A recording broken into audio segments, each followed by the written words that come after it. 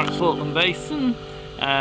Job today is to take Southam down to Guide Bridge to go on the slipway. I'm just emerging from the mist. There's Kim on his little boat. So we're on our way, just setting out. Kim's starting to take the strain with his little boat. Nessie's steering. It's passing Guide Bridge Mill now. To watch out for the trees because on the roof now it's quite high up.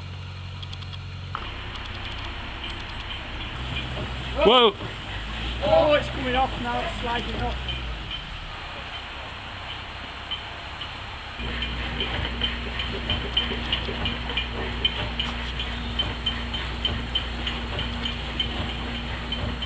We're at the Ashton Packet Boat Company in Guide Bridge near Ashton-Under-Lyne, and behind you can see Southam, which is up on the slipway. It was built in 1936 as a butty, that's an unpowered boat, to work between London and Birmingham mainly for the Grand Union Canal Carrying Company. Worked like doing that for 30 odd years up till 1962 when she was sold off. Eventually converted, had a full length cabin put on, which is mostly under tarpaulins at the moment. It's fitted with an engine. And she became a pleasure boat stroke residential boat for many, many years. And then we got her in 1992, sunk, was abandoned, impounded by British Waterways. We bought her for £525, the most expensive boat we've ever bought. Pumped her out, brought her up north, dealt with her problems, and she's been a useful boat ever since. But she's the best unrestored boat. That is, she's good enough to do a bit of work every few years and keep her going, rather than being so bad that we have to strip the whole boat down and start again, as we did with Hazel. She was built in 1936 at Rickmansworth. She's what's known as a Big Ricky. The Big Rickies were all named after towns, and Southam was a town in Warwickshire where, by coincidence, I went to school. She's been used for a lot of towing work. She towed Lilith down to Lincoln in 2011 in order to collect timber for rebuilding Hazel. She did a lot of towing on recycling trips.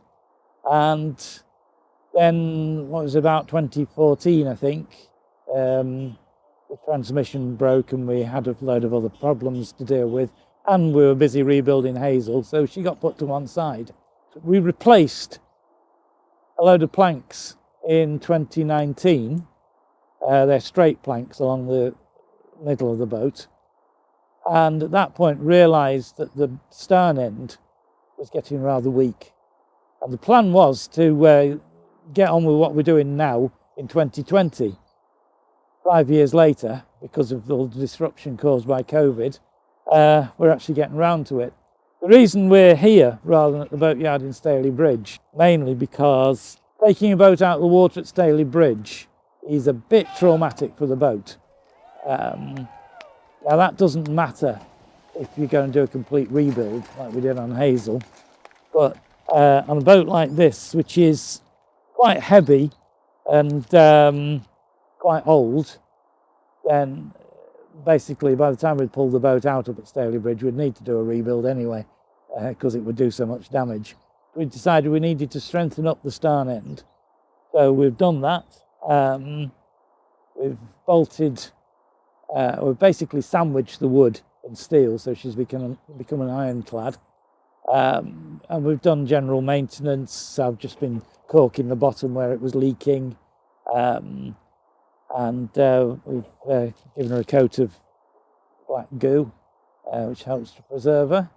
And when she goes back into the water, a replacement engine will be going in. The next job is going to be renewing most of the wood in the cabin, refitting it out, and making it habitable again and useful, which is what's going to swallow up most of the money, really, because although we can get a fair bit of reclaimed wood, a fair bit of wood for free. We always end up having to buy stuff, and it's very expensive nowadays, and the sealants and so on, and really to get done in a reasonable time. So now we're busy getting her up and running again, and in the future she's going to have a sort of multifunctional role. We're putting a new second-hand engine in, similar to the one she was fitted with in 1965. So she'll be able to do some towing. We'll be able to tow Hazel, the Wellbeing boat, give Forget-Me-Not a break on that job. She'll be able to go away to waterway events to represent the society.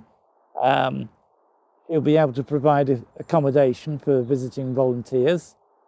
And we even think we might set up a bit of a craft shop on board and travel around, have our volunteers taking her around the different events, sell some items that we've made and raise a few bob to keep the boats going. So yeah, it's a boat for everybody to use, really. So we've said we're looking for £5,000, and some people say, "Oh, how are you going to spend £5,000 doing that?" Working an old wooden boat, £5,000 is loose change, really. It cost £140,000 to rebuild Hazel. Actually, having your own boat is a big commitment, really. I mean, a lot of people say, "Oh, I'd love to," but when they get one, they often find out that they're bitten off more than they can chew. Whereas if you get involved with the Wooden Canal Boat Society, there's plenty of boating opportunities, and there's plenty of interesting voluntary jobs to do. We could do with a lot more volunteers, actually, especially ones who are able to say, well, you know, take on an area of what we do and look after it, especially if they've got relevant skills. And they can donate some money. That will always help, or get involved with other aspects of the society. I mean, we run a charity shop which is short of volunteers. That's our main income source at the moment. It sort of it raises enough money to deal with the overheads, but it doesn't really put much towards boat restorations.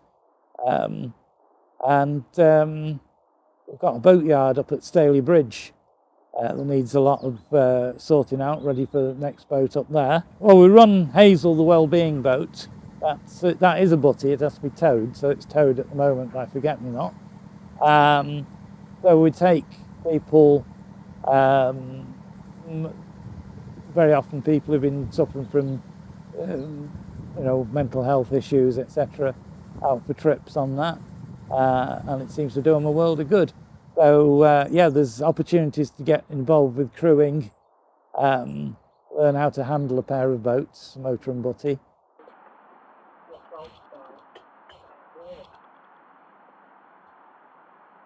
You haven't found a hole, have you? Down there, quite a nice flat onto the stairs.